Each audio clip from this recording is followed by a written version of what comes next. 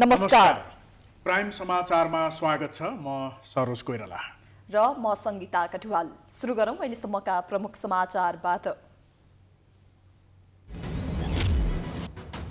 23 दिनपछि सर्वोच्च अदालतमा भयो सबै प्रकारको मुद्दामा सुनुवाई। 5 न्यायाधीश काममा फर्किए। बार र असन्तुष्ट न्यायाधीशले राणाले राजीनामा नदिएसम्म सम्झौता नगर्ने। दलीय गठबन्धनको संयन्त्रको बैठकले अदालतको विवादमा निकास दिन सकेन। पहिलो बैठक नै कर्मकाण्डी। न्यायालयलाई बचाउन छिट्टै निकास दिन आग्रह। दलहरू अझै मौन।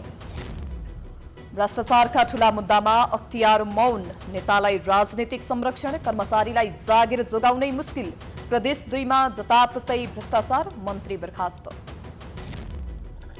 कंग्रेस महाधिवेशन नजिकिँदै जाँदा नेताहरू गुट परिवर्तनमा। प्रकाशमान सिंह र विमलेन्द्र निधिले सभापतिमा छुट्टा छुट्टै उम्मेदवारी दिने। देउवा र पौडेल चुनौतीको पहाडमा। मुलुकको आर्थिक तथा वित्तीय अवस्था निराशाजनक। पहिलो त्रैमासमा व्यापार घाटा 58.3%ले बढ्दा रेमिट्यान्स आप्रवाह 7.5% बढीले घट्यो। महाशक्ति राष्ट्र अमेरिकालाई पछि पार्दै चीन विश्वकै धनी देश बन्न सफल। चीनमा करिब 16 गुणाले सम्पत्ति बढ्यो। 20 वर्षमा संसारको कुल सम्पत्ति 3 गुणाले वृद्धि। र नेपाली राष्ट्रिय महिला क्रिकेट टिम र कतार बीच पहिलो टी20 क्रिकेट खेल जारी। नेपालद्वारा कतारलाई 147 रनको लक्ष्य। भोलि दोस्रो र पर्सि तेस्रो खेल हुने।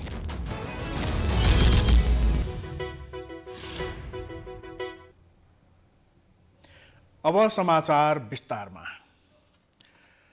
अन्ततः 24 दिनपछि इजलासले निरन्तरता पाउन थालेको छ।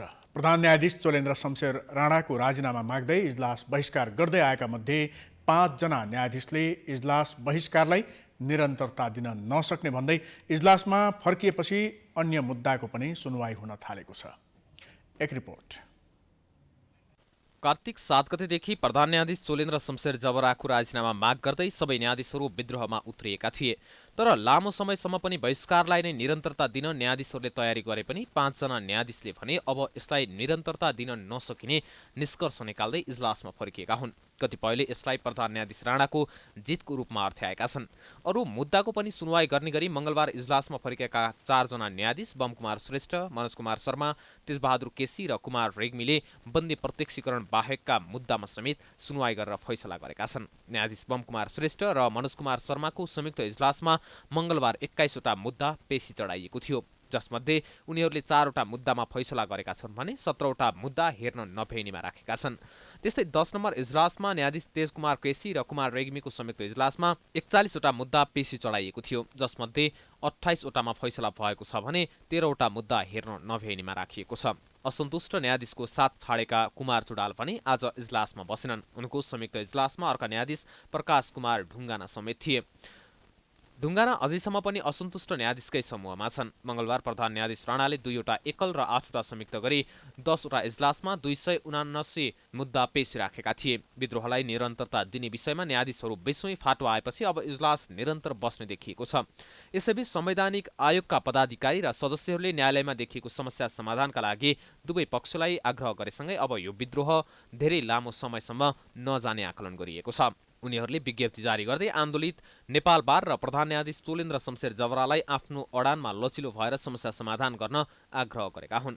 राष्ट्रिय मानवाधिकार आयोग, महिला, दलित, आदिवासी, जनजाति, समावेशी, थारू, मधेसी र मुस्लिम आयोगका पदाधिकारी र सदस्यहरूले जारी गरेको विज्ञप्तिमा नागरिकको न्याय पाउने अधिकारको सुनिश्चितता गर्न आग्रह गरिएको हो। वार्ता र संवादबाटै समस्याको समाधान निकाल्नुपर्ने भन्दै उनीहरूले न्यायालयको गतिरोध अन्त्य गर्न सुझाव दिएका छन्। राजनीतिक दलको मौनता, न्यायाधीशहरूमा आएको फाटो र संवैधानिक निकायका पदाधिकारीले समेत नागरिकले न्याय पाउने वातावरण बनाउनु पर्ने माग गरेसँगै अब अन्य न्यायाधीशलाई पनि इजलासमा फर्किन दबाव परेको छ। कार्तिक 14 गतेदेखि प्रधान न्यायाधीशको राजीनामाको माग गर्दै आन्दोलन गरिरहेको नेपाल बार एसोसिएसनको दोस्रो चरणको आन्दोलन मंगलबार सकिएको छ। राजीनामाको अडान लिइरहेको नेपाल बारले अब तेस्रो चरणको आन्दोलनलाई अझै सशक्त बनाउने तयारी गरेको छ। एक रिपोर्ट। सदाका दिनझैँ मङ्गलबार पनि नेपाल बारले 10 बजेपछि सर्वोच्च अदालत प्रवेश गरेर नाराबाजी गर्यो। छातीमा नारासहितका पम्पलेट बोकेका कानुन व्यवसायीहरू प्रधान न्यायाधीश चोलेन्द्र शमशेर राणाको राजीनामाको नारा लगाउँदै अगाडि बढेका थिए। सुरक्षाका लागि 4 लेयरमा दङ्गा नियन्त्रणका उपकरणसहित बसेको नेपाल प्रहरीले उनीहरूलाई सर्वोच्च प्राङ्गणमै रोकेर मूल गेटसम्म जान दिएको थिएन। तर उनीहरू पिलेरै अगाडि बढे र मूल गेटमै पुगेर नाराबाजी गर्दै प्रधान न्यायाधीशको राजीनामा मागिरहे। दोस्रो चरणको आन्दोलनको अन्तिम दिन मङ्गलबार विरोध कार्यक्रम बसी बोल्दै बारका अध्यक्ष चण्डेश्वर श्रेष्ठले तेस्रो चरणको आन्दोलनलाई छलफल गरेर निर्णय गर्ने जानकारी गराएका थिए। यद्यपि अर्को निर्णय नभएसम्मका लागि दोस्रो चरणको आन्दोलनलाई नै निरन्तरता दिने बताए। तेस्रो चरणको कार्यक्रमको लागि हामी आज बैठक बस्दैछौँ र त्यो आन्दोलनको सन्दर्भमा यहाँ उपस्थित कानुन व्यवसायी मित्रहरू, सल्लाहकार साथीहरू, देशभरिका जिल्ला बार इकाइका साथीहरू सम्पूर्णबाट सशक्त कार्यक्रम राजीनामा कुनै पनि हालतमा लिएर लागि आवश्यक कदम चाल्न बारलाई सुझावहरू दिएका छन्। दुई चरणमा आन्दोलन गर्दा पनि आफ्नो माग पूरा गर्न नसकेको नेपाल बारले अब तेस्रो चरणको आन्दोलनलाई अझै सशक्त बनाउने गरी छलफल सुरु गरेको छ। उता सोमबारदेखि नेपाल बार एसोसिएसन, सर्वोच्च बार एसोसिएसन र असन्तुष्ट रहेका न्यायाधीशहरूले मङ्गलबार पनि छलफल गरेका छन्। सोमबारको बैठकमा असन्तुष्ट न्यायाधीशहरूले नेपाल बारको धारणा सुनेका थिए। मङ्गलबारको बैठकमा उपस्थित 13 न्यायाधीशहरूले बारको आन्दोलन र प्रधान न्यायाधीशको राजीनामाको मुद्दामा बारसँगै आफूहरू भएको जानकारी दिएका थिए। तर सेवाग्राहीलाई न्याय कसरी दिने भन्ने विषयमा फेरि छलफल गरेर निष्कर्षमा पुग्ने तयारी न्यायाधीश र बारको छ। तपाईँ नेपाल बार एसोसिएसन, सर्वोच्च बार एसोसिएसन, राज्यभरिकै बार एसोसिएसनको जुन एउटा चाहिँ सोच छ, थट छ, राजीनामाको बटम लाइन, त्यो राजीनामाको बटम लाइन, प्रधान न्यायाधीशको राजीनामाको बटम लाइनमा चाहिँ हाम्रो पनि समर्थन छ, सहयोग छ र हामी एउटै ढुङ्गामा छौँ। किनभने तपाईँहरूले भ्यालु बोक्नु भएको छ, न्यायपालिकाको स्वतन्त्रता नै तपाईँहरूले चाहेको, स्वच्छता नै चाहेको, निष्पक्षता नै चाहेको, न्यायपालिका जवाफदेही हुनुपर्छ भन्ने नै चाहेको भएको हुनाले तपाईँहरूको यात्रामा हाम्रो चाहिँ समर्थन छ, सहयोग छ। प्रधान न्यायाधीश बाहेकका 79 जना जजको भनेको एउटै मत छ भन्ने कुरोको चाहिँ उहाँहरूले हामीलाई जानकारी दिनुभयो। लामो समयदेखिको गतिरोध अन्त्य नहुँदा सेवाग्राही मारमा परिरहेका छन्। तर मङ्गलबारबाट भने 5 जना न्यायाधीश विरोधमा उत्रेका न्यायाधीशको समूहबाट अलग्गिएर इजलासमा बस्न थालेका छन्, जसले गर्दा अरू न्यायाधीशलाई इजलासमा फर्किन दबाब भने परेको छ। राजनीतिक समन्वय समितिका संयोजक रामचन्द्र पौडेलको संयोजकत्वमा प्रधानमन्त्री शेरबहादुर देउवाको उपस्थितिमा सिंहदरबार स्थित प्रधानमन्त्री कार्यालयमा बसेको बैठकले सर्वोच्च अदालतमा देखिएको समस्या यथाशीघ्र समाधान गर्न पहल गर्ने निर्णय गरेको छ। बैठकले सर्वोच्च अदालतमा 3 सातादेखि देखिएको अन्यल तत्काल हटाउन पहल गर्ने निर्णय गरेको छ। तर कसरी अन्यल हटाउने भन्ने विषयमा पनि बैठकले कुनै निर्णय गरेको छैन। छिटो र सहज रूपमा सेवा सुविधा उपलब्ध गराई जनताको विकास र समृद्धिको आकांक्षा पूरा गर्न क्रियाशील रहेको छ। बाढी, पहिरो तथा अन्य प्राकृतिक प्रकोपबाट प्रभावित जनतालाई राहत तथा उनीहरूको पुनर्स्थापनाका लागि प्रभावकारी रूपमा काम अगाडि बढाइएको छ। राष्ट्रिय सभा, प्रतिनिधि सभा तथा प्रदेश सभाको आसन्न उपनिर्वाचनमा 5 दलीय गठबन्धनको सहकार्यलाई अगाडि बढाइन्छ। यसैगरी बैठकले देशको वर्तमान राजनीतिक परिस्थितिको मूल्याङ्कन गर्दै जनतालाई सुशासन दिने भनेको छ। बैठकले अदालतमा देखिएको समस्या सकभर अदालतबाटै छिटोभन्दा छिटो समाधान होस् भन्ने चाहेको पनि स्पष्ट पारेको छ। समितिको बैठकले सत्ता साझेदार दलभित्रको सम्बन्ध सुदृढ बनाउने र लोकतन्त्रलाई दिगो र जनविश्वास दिलाउने निर्णय गरेको छ।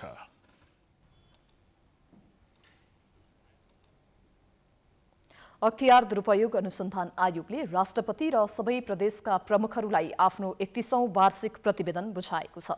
प्रतिवेदनले भ्रष्टाचारको चाङ देखाएको छ, तर भ्रष्टाचारको मुद्दामा ठूला र पहुँचवाला व्यक्ति कमै फस्ने गरेको र अख्तियारको ध्यान सानामा मात्रै परेको भन्दै आलोचना हुने गरेको छ। यसमा राजनीतिक संरक्षण नै मुख्य कारक रहेको विश्लेषकहरूको आरोप छ। एक रिपोर्ट। अख्तियार दुरुपयोग अनुसन्धान आयोगले राष्ट्रपति विद्यादेवी भण्डारी र प्रदेशका प्रमुखहरूलाई बुझाएको 31औं वार्षिक प्रतिवेदन अनुसार गत आर्थिक वर्षमा संघीय मामिलामा स्थानीय तह समेत 32.72% उजुरी परेका छन् भने शिक्षामा स्थानीय तह समेत 15.61% उजुरी परेका छन्। भूमि प्रशासनमा 9.09, वन तथा वातावरणमा 5.01, स्वास्थ्य तथा जनसङ्ख्यामा 3.93, भौतिक पूर्वाधार तथा यातायातमा 3.76, गृह प्रशासनमा 3.47, ऊर्जा जलस्रोत तथा सिँचाइमा 3.09, अर्थमा 2.09, नक्कली शैक्षिक प्रमाणपत्रमा 5.61, गैर कानुनी सम्पत्ति आर्जनमा 3.38 र अन्य क्षेत्रमा 12.25% उजुरी परेको आयोगले उल्लेख गरेको छ। गत आर्थिक वर्षमा 22,625वटा उजुरी परेकोमा 14,532वटा फर्सेट भएको अख्तियारले जनाएको छ। आयोगले लक्ष्य, तथ्य र प्रमाणको आधारमा निर्णय गर्ने भएकोले मुद्दा दायरको सङ्ख्यामा कमी आएको प्रस्तुति दिएको छ। यदि कसैले सेवाग्राहीसँग अथवा चाहिँ घुसरिश्वत मागिरहेको छ सार्वजनिक पदाधिकारीले भनेदेखि त्यो सूचना हामीसँग प्राप्त भयो भने हामीले सेवाग्राहीले रकम दिइसकेपछि सेवाग्राहीले रकम दिइसकेको अवस्थामा चाहिँ हामीले चाहिँ अब त्यो पक्राउ गर्ने लगायतका कारबाही गर्छौँ र अनुसन्धान अगाडि बढाउँछौँ। अख्तियारले सर्वसाधारणको उजुरीको आधारमा आफ्नो कार्यबाट धेरैलाई कारबाहीको दायरामा ल्याएको उल्लेख गरेको छ। तर अख्तियारको कार्यबारे प्रदेश सरकारका प्रमुखहरूले नै असन्तुष्टि जनाएका छन्। गण्डकी प्रदेशका प्रदेश प्रमुख पृथ्वीमान गुरुङले 31औं वार्षिक प्रतिवेदन बुझ्दै ठुल्ठुला भ्रष्टाचारको मुद्दामा जनतालाई विश्वास हुने गरी अख्तियारले काम गर्न नसकेको भन्दै जनतालाई विश्वास हुने गरी काम गर्न आग्रह गरेका छन्। उनले कुनै पनि भ्रष्टाचारीलाई अख्तियारले कारबाही गर्छ भन्ने जनविश्वास स्थापित हुने गरी काम गर्न सुझाए। अख्तियारको प्रतिवेदनले मुलुकमा अति भ्रष्टाचार र काण्डै काण्ड एवं उजुरीको चाङ रहेको तथ्य बाहिर त ल्याएको छ, तर अख्तियार मुख्य मुद्दामा केन्द्रित हुनुभन्दा केही व्यक्तिहरूका लागि जागिर खाने कार्यालय जस्तै बनेको आरोप लागेको छ। Wide body, Nepal trust, Nepal oil निगम जग्गा खरिद प्रकरण, ललिता निवास लगायतका काण्डमा मौनता कायम रहनुले अख्तियारले ठुला ठुला काण्डमा कार्य गर्न नसकेको भनेर सर्वत्र प्रश्न उठ्ने गरेको हो। ठुलो माछा चाहिँ अझै पनि समात्न सकेका छैन। अब यो ललिता निवास त्यत्रो ठुलो चर्चा भयो प्रधानमन्त्रीको नाकै मुनि भएको ठाउँमा, होइन, त्यहाँ पनि त्यो कुरा अगाडि बढ्न सकेन। अख्तियारमा उजुरीको चाङ छन् तैपनि सबैले अनुभूत गर्ने गरी भ्रष्टाचार घटेको छैन। अर्कोतिर भ्रष्टाचारका विषयमा ठुलालाई उन्मुक्ति र साना तर्साउने गतिविधि गरेको प्रति धेरैतिरबाट असन्तुष्टि आइरहेको छ। अख्तियारलाई सरकारकै साथ नभएको विश्लेषण गरिन्छ। अख्तियारको हात बाँधियो, होइन, उसले आँट गरेको भए त हुन्थ्यो। राजनीतिक नेतृत्वले आफ्नो मान्छेलाई बचाएर राखेको छ। तिमीहरू गर, कोही पनि बाँकी नराखेर अगाडि बढ भन्ने खालको धाप पनि राजनीतिक नेतृत्वबाट उनीहरूले पाउन सकेन। भ्रष्टाचार र अनियमितताका विषयमा बाहिरबाट उठ्ने प्रश्नलाई मत्थर गर्न अख्तियारले तथ्याङ्कसँगै ठुल्ठुला भ्रष्टाचारीलाई कारबाही गरेर देखाउन सक्नुपर्छ। क्यामेरामा आशिष खनालका साथ हरिशरण नेउपाने, काठमाडौँ। 2 नम्बर प्रदेशका मुख्यमन्त्री लालबाबु राउतले उद्योग, पर्यटन तथा वन मन्त्री राम नरेश राय यादवलाई मङ्गलबार पदमुक्त गरेका छन्।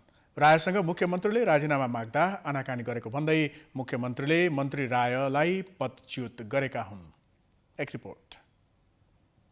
मङ्गलबार मन्त्री पदबाट बर्खास्त भएका उद्योग मन्त्री राम नरेश रायले भने मुख्यमन्त्रीको यो निर्णय गलत भएको भन्दै आफूलाई हटाउने नभई मुख्यमन्त्रीले चाहिँ राजीनामा गर्नुपर्ने बताएका छन्। मुख्यमन्त्रीको कार्यालयमा भ्रष्टाचार भएको विषय अख्तियार दुरुपयोग अनुसन्धान आयोगले छापा मारेपछि पुष्टि भइसकेको भन्दै रायले मुख्यमन्त्रीलाई पदमा बस्ने नैतिक आधार नभएको बताए। मन्त्री रायले 4 पटक मुख्यमन्त्रीको कार्यालयले खरिद गरेको बेटी बचाऊ बेटी पढाऊ अभियानमा 41,000 साइकल वितरण भएकोमा 1 करोड रुपियाँभन्दा बढी अनियमितता भएको आशंका गरिएको बताए। रायले आफूलाई हटाएर मुख्यमन्त्री कसरी सुरक्षित रूपमा कुर्सीमा बस्न मिल्छ भन्दै प्रश्न गरेका छन्। उता प्रदेश 2 सरकारका प्रवक्ता एवं अर्थमन्त्री शैलेन्द्र शाहले भने मुख्यमन्त्रीले धेरै पटक राम नरेश रायसँग राजीनामा मागेको तर रायले राजीनामा दिन आनाकानी गरेकाले हटाएको प्रतिक्रिया दिए। प्रवक्ता शाहले एकीकृत समाजवादीलाई सरकारमा ल्याउन मुख्यमन्त्रीले रायलाई हटाएको बताउँदै रायले अनियमितता गरेर हटाएको होइन भनेका छन्। 2 नम्बर प्रदेशको मुख्यमन्त्री कार्यालयमा अख्तियारले छापा मारिसकेपछि त्यसलाई सघाउन पनि मुख्यमन्त्री लालबाबु राउत मुख्यमन्त्रीको पदमा बस्न नमिल्ने तर्क आम सर्वसाधारणले उठाउँदा पनि राउतले भने यस विषयमा पटक्कै ध्यान दिएका छैनन्। समाचारको सिलसिला अझै जारी छ, हामी विश्रामपछि आउँछौँ।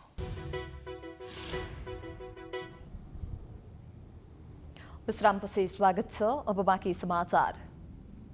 कुनै पनि राजनीतिक दलको महाधिवेशनले त्यो दलका नेता कार्यकर्तालाई एकता सूत्रमा बाँध्नुपर्ने हो, तर नेपालका राजनीतिक दलका महाधिवेशन भने नेताको मन र गुट विभाजन गर्ने माध्यम बन्ने गर्छ। नेपाली कांग्रेसको आगामी महाधिवेशन समेत यसबाट अछुतो छैन। त्यही कारण शीर्ष नेताका नजिकका पात्रहरू समेत अहिले आफ्नै खेमा बनाउन लागि परेका छन्। एक रिपोर्ट। नेपाली कांग्रेसका सभापति शेरबहादुर देउवाको सबैभन्दा विश्वासपात्र मानिने उपसभापति विमलेन्द्र निधि आगामी 14औं महाधिवेशनमा उनै विरुद्ध सभापतिमा लड्ने योजनामा छन्। त्यसका लागि निधिले सम्पर्क कार्यालय खोलेर प्रचार प्रसारलाई समेत तीव्र बनाएका छन्।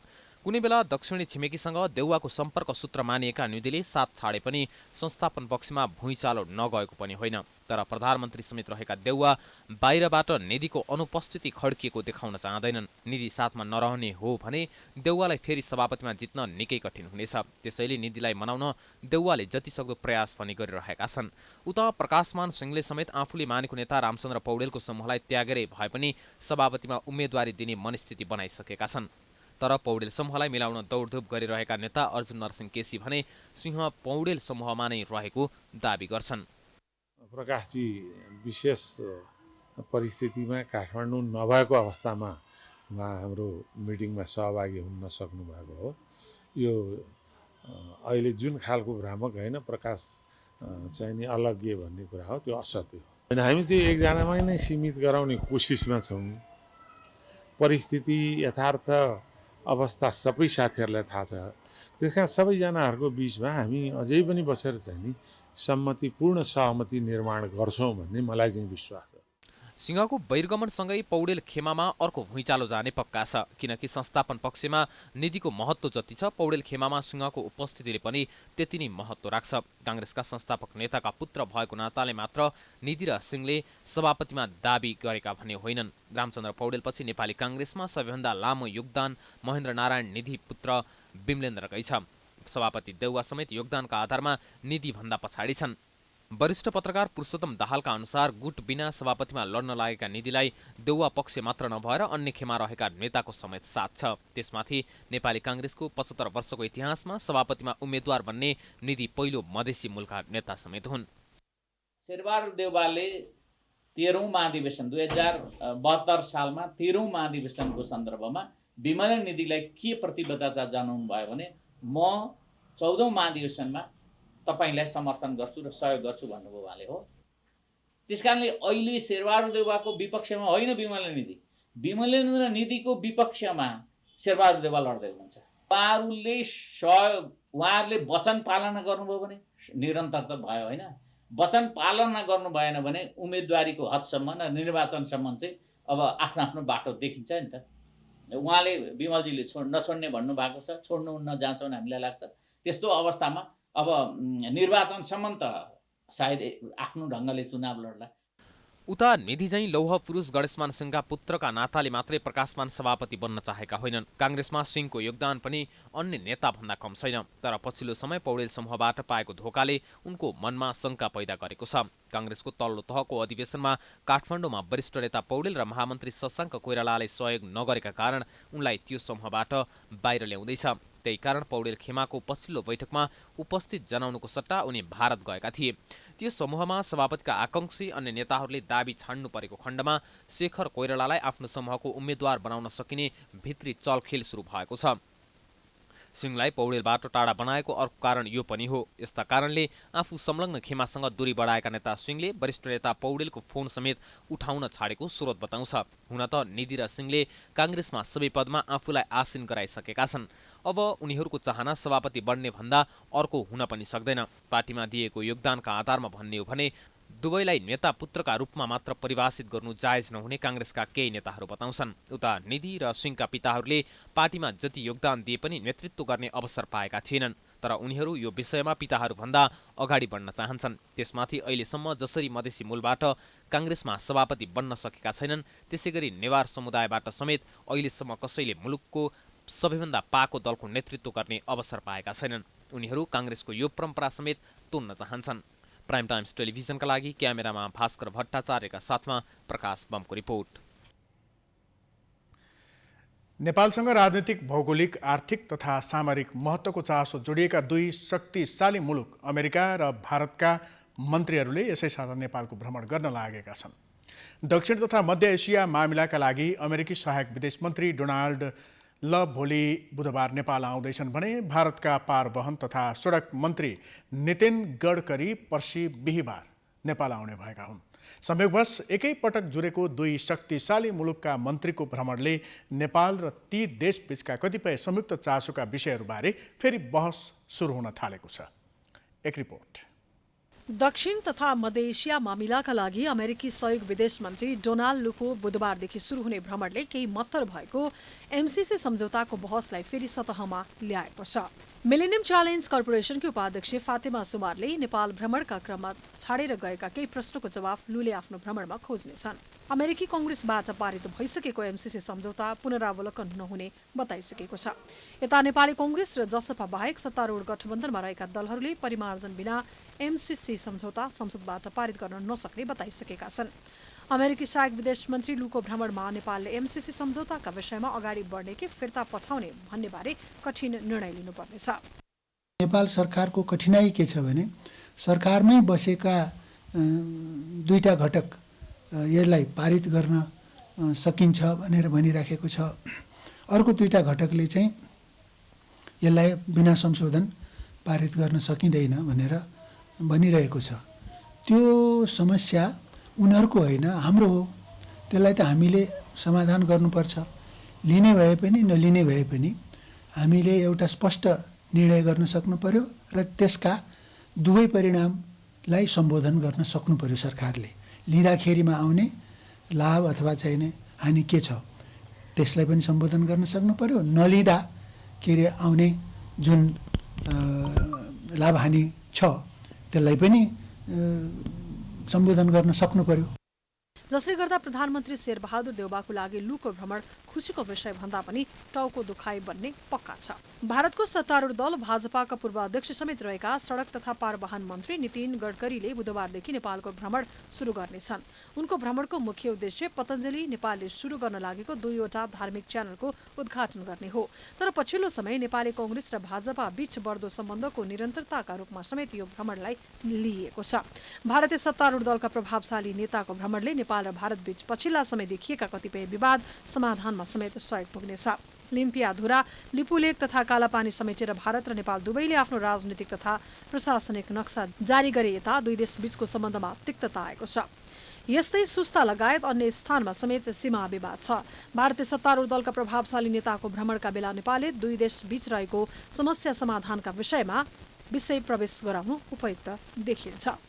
धेरै दृष्टिले हाम्रो कूटनीतिक सम्बन्ध त भारतसित बढी छ। अब आर्थिक, सामाजिक, राजनीतिक, व्यापारिक सबै दृष्टिले र भारतसित पनि अहिले विभिन्न समस्याहरू देखिएका छन्। अब तिनलाई समाधान गर्नेतर्फ मलाई लाग्छ एक दिनको बातचित भेटघाटले मात्रै त अब सम्भव छैन। तर निरन्तर अब संवाद गर्दै जाने, बसेर अब गहिरो छलफल गर्दै जाने एउटा प्रक्रिया सुरु भयो भने यो भ्रमणको लाभ अब दुवै देशलाई हुन्छ। गडकरीको भ्रमणलाई प्रधानमन्त्री देउवाले पार्टीगत सम्बन्ध सुधारका रूपमा समेत उपयोग गर्नेछन्। नेपाली कांग्रेसका नेताहरूको पछिल्लो समय भएको भारत दौडाले गडकरीको भ्रमणलाई थप चासोको रूपमा हेर्न थालिएको छ। प्रधानमन्त्री एवं कांग्रेस सभापति देउवाले गडकरीका सामु आफ्नो अडान स्पष्ट राख्न नसके पनि भाजपाका पूर्व अध्यक्षले भने भारत र भाजपाको नेपालसँग जोडिएको चासोको विषयलाई भने स्पष्ट रूपमा अगाडि राख्नेछन्। प्राइम टाइम्स एसडीका लागि प्रकाश बमको रिपोर्ट। प्रधानमन्त्री शेरबहादुर देउवाले विद्युतीय सवारी साधनको प्रवर्धन, इन्डक्सन चुलोको प्रयोगमा बढावा दिन सरकारले विशेष कार्य योजना बनाएर लागू गर्ने बताएका छन्। काठमाडौँमा भएको कार्यक्रममा प्रधानमन्त्री देउवाले आफ्नो देशको विद्युत खपतका लागि सरकारले विशेष कार्य योजना बनाएर लागू गर्ने बताएका हुन्। उनले केही वर्षपछि विद्युत उत्पादनमा नेपालको नेतृत्वदायी भूमिका हुने समेत बताएका छन्। प्रधानमन्त्री देउवाले ऊर्जा क्षेत्रमा रहेका समस्या समाधानका लागि सरकारले सबै प्रकारको सहयोग उपलब्ध गराउने विश्वास समेत व्यक्त गरे। हामी यति विद्युत छ कि हामी ब्याट्रीबाट गाडी चलाउन सक्छौँ, बस चलाउन सक्छौँ त्यस्तै चाहिँ नि यो हाम्रो चुलो पनि चाहिँ नि इलेक्ट्रिक चुलो हुनु सक्दछ। हामी नेपाल कमसेकम नेपालभरिमै हामीले बिस्तार यता जानुपर्छ लाग्छ मलाई। र हामी त्यस्ता जो चाहिँ नि उद्यमी हुनुहुन्छ, व्यापारी साथीहरू हुनुहुन्छ, मित्रहरू हुनुहुन्छ, जो चाहिँ नि हामी त्यस्ता इन्सेन्टिभ पनि दिन तयार छौँ। के अरे जस्तो काठमाडौँमा यो धुवा काठमाडौँ चाहिँ एकदम भइसक्यो। त्यस कारण काठमाडौँमा कमसेकम चाहिँ नि ब्याट्रीबाट बसहरूदेखि लिएर गाडीहरू सञ्चालन गरौँ, घरमा खाना पकाउने पनि इलेक्ट्रिक चुलो बनाऊँ र कमसेकम त्यस्तै चाहिँ नि भोलि तराईमा मधेसमा पनि सबै ठाउँमा पनि हामीले चाहिँ यो सबै कुराहरू हामीले चाहिँ इलेक्ट्रिक कारहरू इलेक्ट्रिक बसहरू चलाउन सक्यो भनेदेखिलाई एउटा नेपाल नमुना पनि बन्न सक्दछ। कार्यक्रममा ऊर्जा जलस्रोत तथा सिंचाई मन्त्री पम्फा भुसालले देशभित्रै बिजुलीको खपतका लागि कार्य योजना नै बनाएर अघि बढेको बताइन्। सोलरमा राज्यको नीतिका विषयमा छलफल आवश्यक रहेको भन्दै उनले विद्युत व्यापारमा उठेका विषयलाई पनि सम्बोधन गर्न तयार रहेको बताइन्। विद्यमान ऐन कानुनमा यस सम्बन्धमा केही प्रावधान नभएको भए पनि यदि निजी क्षेत्रले हामी यो परिणामको विद्युत यसरी बिक्री गर्न सक्छौँ भन्ने आधारसहित आएमा संस्थागत आउनुहोस् या व्यक्तिगत आउनुहुन्छ भने पनि हामी अनुमति दिन तयार छौँ। अनुमति पत्र झोलामा बोकेर हिँड्ने तर आयोजना नबनाउने भन्ने आरोप निजी क्षेत्रले पटक पटक खेप्दै आएको छ। विद्युत व्यापारको हकमा पनि अनुमति लिने तर विद्युतको होइन अनुमति पत्रकै मात्र व्यापार गर्ने नहोस् भन्नेमा मन्त्रालय सचेत छ। त्यसैले भरपर र आधार खोजिनेछ। इपानका अध्यक्ष कृष्ण प्रसाद आचार्यले 10 वर्षमा 15,000 मेगावाट उत्पादनको लक्ष्य पूरा गर्न आफूहरू तयार भएको भन्दै यसका लागि राज्यले उचित नीति बनाउनु पर्ने बताए।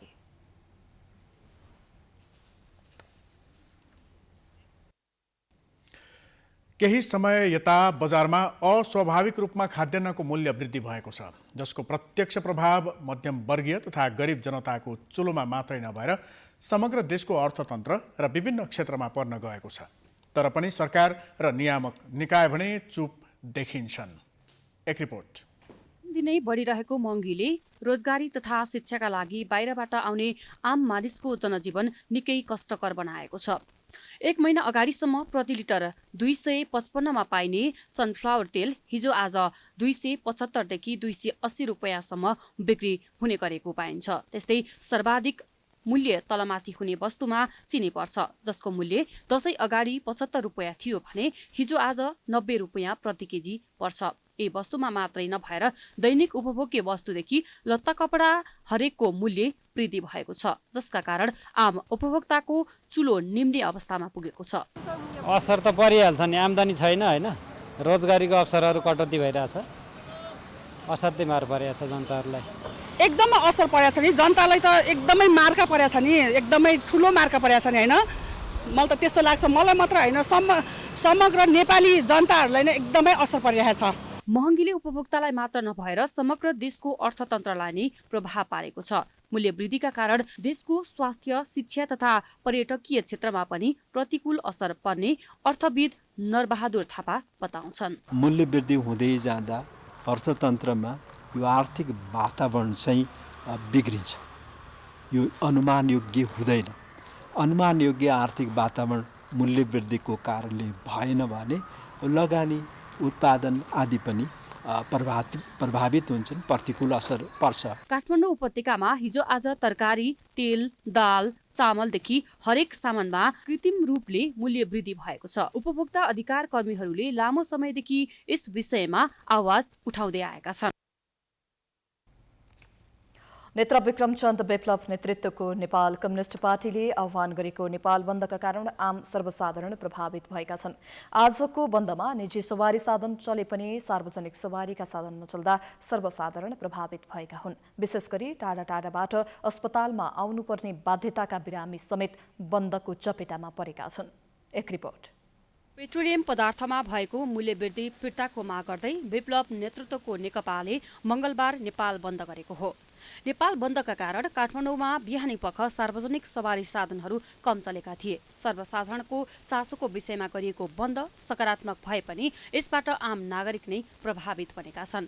निजी सवारी साधन हुनेहरूलाई बन्दले खासै असर नगरे पनि सार्वजनिक सवारी साधन प्रयोग गरेर अस्पतालसम्म पुगेका समेत मारमा परेका हुन्। सार्वजनिक सवारी साधन निकै कम चल्दा ट्याक्सी चढ्नुपर्ने बाध्यताले महँगो भाडा तिरेर अस्पताल आउनुको पीडा बेग्लै छ।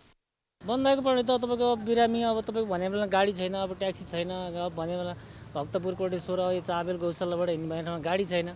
ट्याक्सी चढ्दा अब लागु भाडा भन्दा नि अलि असहज भाडा लिइरहेको छ नि तपाईँको। जस्तै मानिलिउँ न, जस्तो कोटेश्वरबाट न्यूनतम भाडा भनेको 350 देखि 400, अब हामी 600 तिरेर आइरहेछौँ। असर पार्छ बसहरू समयमा चाहिँ नभेटेको कारण गर्दाखेरि आज असर पारेको छ। केही काम कारवाहीमा पनि बाधा भएको छ। पब्लिकवालाहरूलाई चाहिँ एकदम गाह्रो छ। अब कतिखेर गाडी आउँछ अनि चढ्न पाउँछ, आउँछ कि आउँदैन त्यो पनि ठेगान हुँदैन नि त। हाम्रै लागि त्यो त हाम्रै लागि हो नि त। हाम्रो लागि किन घटाओस्, अब मूल्य बढी भयो, खर्च बढी भयो भनेर हाम्रै लागि बन्द भएको नि त। दैनिक उपभोग्य वस्तु तथा पेट्रोलियम पदार्थमा भएको मूल्य वृद्धिको विरोधलाई सरकारले सकारात्मक रूपमा नलिए अझै सशक्त रूपमा उत्रिने चेतावनी विप्लव समूहको छ। पछिल्ला दिनमा जनताको ढाँट सेक्ने गरी मूल्य वृद्धि हुँदा आफूहरूले उठाएको मागप्रति सरकारले व्यवस्था गर्दा बाध्य भएर यो कदम चाल्नु परेको विप्लव समूहका केन्द्रीय सदस्य धर्मेन्द्र बास्तोला बताउँछन्। यो यत्तिकैमा चाहिँ महँगी घट्छ भन्ने मलाई लागेको छैन। तर सरकार, हामी फेरि यो बन्द पछाडि सरकारसँग कुरा पनि गर्छौँ, हामी चिठी पनि लेख्छौँ, कुरा पनि गर्छौँ र छलफल पनि चलाउँछौँ। यदि त्यो पनि भएन भने हामी फेरि अर्को बन्द, किनभने हामी नेपाली जनतालाई अपिल गर्छौँ, यो हामी सडकभित्र बसेर अथवा घरभित्र मात्रै बसेर महँगीका विरुद्धमा बिलौन मात्रै गरेर यो घट्दैन। सरकारसँग लड्नै जरुरी हुन्छ, सडकमा निस्कन जरुरी हुन्छ। त्यसको निम्ति फेरि 2 दिन बन्दको निम्ति, 3 दिन बन्दको, 5 दिनको आवश्यक पऱ्यो भने 15 दिन बन्दको निम्ति पनि निस्कनु पर्ने हुनसक्छ। किनभने देश भयावह अवस्थामा छ।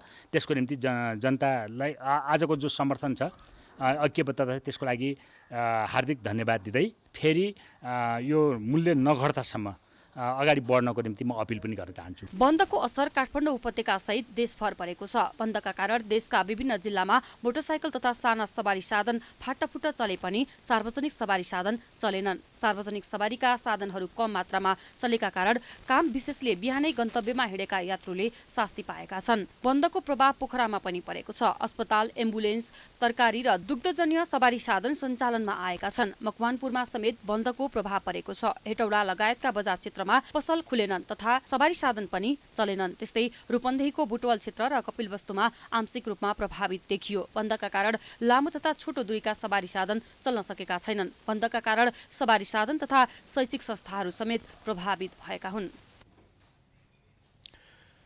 नेपाल बन्द घोषणा गरिए पनि फाटाफुट्ट सार्वजनिक तथा निजी सवारी साधन सञ्चालन भए। उनै सवारी चालकलाई हामीले सोधेका छौँ, तपाईँहरूले बन्दमा सवारी साधन किन चलाउनु भएको हो? हेरौँ उनीहरूको जवाफ आजको आम विचारमा।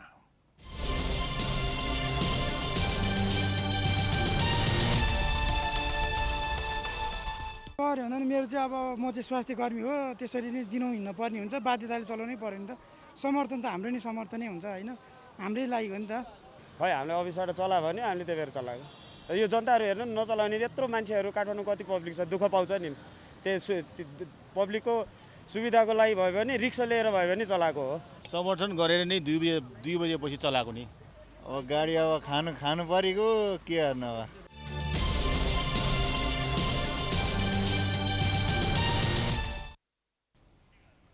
समाचारको सिलसिला अझै जारी छ। हामी विश्रामपछि आउँछौँ। विश्रामपछि पुनः स्वागत छ। अब आर्थिक समाचार।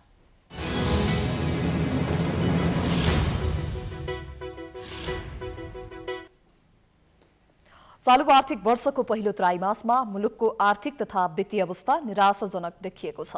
नेपाल राष्ट्र बैंकले मंगलबार सार्वजनिक गरेको 3 महिनाको मुलुकको आर्थिक तथा वित्तीय स्थिति सम्बन्धी प्रतिवेदन अनुसार मुलुकको चालू खाता र सुधानन्तर स्थिति दुवै घाटामा रहेको छ। समीक्षा अवधिमा मुलुकको चालू खाता 1,51,70,70,000 रुपैयाँले घाटामा रहेको छ। यस अवधिमा नेपालमा भित्रिने रेमिट्यान्स घट्नुका साथै व्यापार घाटा बढ्न जाँदा चालू खाता घाटामा गएको देखिन्छ। अघिल्लो वर्षको सोही अवधिमा चालू खाता 33 38 करोड रुपैयाँले बचतमा रहेको थियो। समीक्षा अवधिमा मुलुकको सुधानन्तर स्थिति समेत 76 अर्ब 14 करोड रुपैयाँले घाटामा रहेको राष्ट्र ब्याङ्कले जनाएको छ। अघिल्लो वर्षको सोही अवधिमा सुधानन्तर स्थिति 1 खर्ब 1 अर्ब 9 करोड रुपैयाँले बचतमा रहेको थियो। कुल विदेशी विनिमय सञ्चिति 5.7% घटेर असोज मसान्तसम्ममा 13 खर्ब 19 अर्ब 32 करोड रुपैयाँ कायम भएको केन्द्रीय ब्याङ्कले जनाएको छ। यस्तै व्यापार घाटा 58.3% बढेको छ। चालु आर्थिक वर्षको 3 महिनामा विदेश जाने बढे पनि मुलुकमा भित्रिने रेमिट्यान्स भने 7.6% घटेको छ। समीक्षा अवधिमा 2 खर्ब 39 अर्ब 32 करोड रुपैयाँ रेमिट्यान्स नेपाल भित्रिएको छ।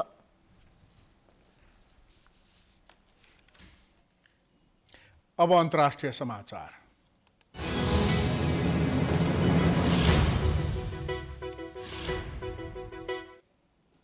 महाशक्ति राष्ट्र अमेरिकालाई पछि पार्दै चीन विश्वकै धनी देश बनेको छ। संसारका विभिन्न मुलुकको आर्थिक विवरणहरूको अध्ययन गर्ने संस्था म्यानेजमेन्ट कन्सल्टेन्ट म्याकिन्जे एन्ड कम्पनीको पछिल्लो एक अध्ययन अनुसार पछिल्लो 20 वर्षमा संसारको कुल सम्पत्ति 3 गुणाले बढेको छ। यो सम्पत्ति वृद्धिमा चीनको हिस्सा 33% छ, अर्थात् करिब 16 गुणाले बढिरहेको जनाइएको छ। सन् 2000 मा संसारको कुल सम्पत्ति 156 खर्ब डलर थियो भने सन् 2020 मा वृद्धि भएर 514 खर्ब अमेरिकी डलर पुगेको छ। सन् 2000 मै चीनको कुल सम्पत्ति 7 खर्ब डलर भएकोमा सन् 2020 मा यसमा तीव्र वृद्धि भएर 120 खर्ब डलर पुगेको देखिएको छ। पछिल्लो 20 वर्षमा अमेरिकाको सम्पत्तिमा 2 गुणाले वृद्धि भएको देखिएको छ। सन् 2020 अमेरिकाको सम्पत्ति 90 खर्ब डलर पुगेको छ। अमेरिकी सम्पत्तिको मूल्यमा वृद्धि नभएपछि चीनको तुलनामा निकै कम रहेपछि अमेरिकाले शीर्ष स्थान गुमाएको छ। रिपोर्टका अनुसार चीन र अमेरिकाको बढी धनको हिस्सा केही धनी व्यक्तिमा मात्र सीमित भएको देखिन्छ।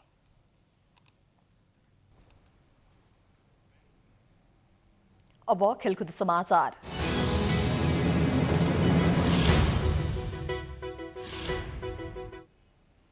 नेपाली राष्ट्रिय महिला क्रिकेट टोलीले पहिलो टी20 अन्तर्राष्ट्रिय कतारलाई जितका लागि 147 रनको लक्ष्य दिएको छ। दोहा स्थित वेस्ट एन्ड पार्क स्टेडियममा पहिले ब्याटिङ गरेको नेपालले विश्वभरमा 4 विकेट गुमाएर 146 रन बनायो। नेपालका लागि इन्दु वर्माले अर्धशतकी इनिङ्स खेलिन्। इन्दु 47 बलमा 55 रन बनाएर रिटायर हर्ट भइन्। टी20 अन्तर्राष्ट्रियमा इन्दुको सो पहिलो अर्धशतक हो। यस्तै सीता राणा मगरले 39 रन जोडिन्। नेपाली क्रिकेट महिला टोलीले 23 महिनापछि पहिलो पटक अन्तर्राष्ट्रिय खेल खेल्न लागेको हो। पछिल्लो पटक महिला टोलीले 13औं साग खेलकुद खेलेको थियो। सिरिज अन्तर्गत महिला टोलीले कतारसँग मङ्सिर 1 मा दोस्रो र मङ्सिर 2 गते तेस्रो खेल खेल्नेछन्। विश्वकप छनौट नोभेम्बर 22 देखि 28 सम्म दुबईमा आयोजना हुनेछ। छनौटका लागि नेपालले रुबिना छेत्रीको कप्तानीमा टिम घोषणा गरिसकेको छ। नेपाली टिम कतारबाटै नोभेम्बर 19 मा दुबई प्रस्थान गर्नेछन्। यससँगै हामी समाचारको अन्त्यमा आइपुगेका छौं। जाँदा जाँदै प्रमुख समाचार पुनः एकपटक। 23 दिनपछि सर्वोच्च अदालतमा भयो सबै प्रकारको मुद्दामा सुनवाई। 5 न्यायाधीश काममा फर्किए। बार र असन्तुष्ट न्यायाधीशले राणाले राजीनामा नदिएसम्म सम्झौता नगर्ने।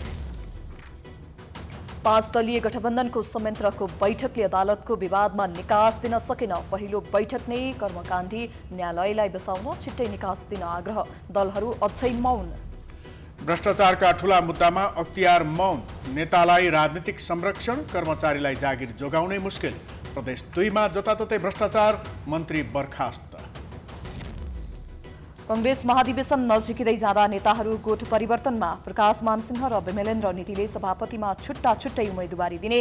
देउबा र पौडेल चुनौतीको पहाडमा। मुलुकको आर्थिक तथा वित्तीय अवस्था निराशाजनक। पहिलो त्रैमासमा व्यापार घाटा 58.3%ले बढ्दा रेमिट्यान्स आप्रवाह 7.5% बढीले घट्यो। महाशक्ति राष्ट्र अमेरिकालाई पछि पार्दै चीन विश्वकै धनी देश बन्न सफल। चीनमा करिब 16 गुणाले सम्पत्ति बढ्यो। 20 वर्षमा संसारको कुल सम्पत्ति 3 गुणाले वृद्धि। र नेपाली राष्ट्रिय महिला क्रिकेट टिम र कतार बीच पहिलो टी20 क्रिकेट खेल जारी। नेपालद्वारा कतारलाई 147 रनको लक्ष्य। भोलि दोस्रो र पर्सि तेस्रो खेल हुने।